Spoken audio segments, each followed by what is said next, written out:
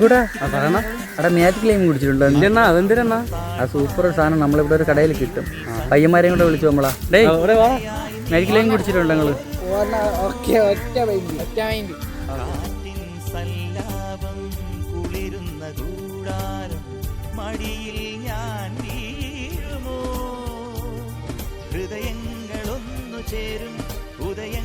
Hello, എങ്ങനെ ഉണ്ടാ magic lime?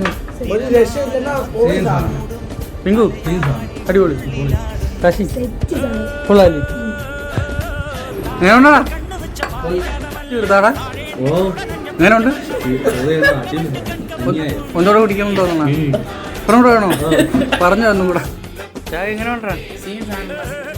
തന്നെ മുമ്പ് കുടിച്ചിട്ടുണ്ട് ഇതാണ്. ആദ്യമായിട്ടാണ് കുടിക്കണം?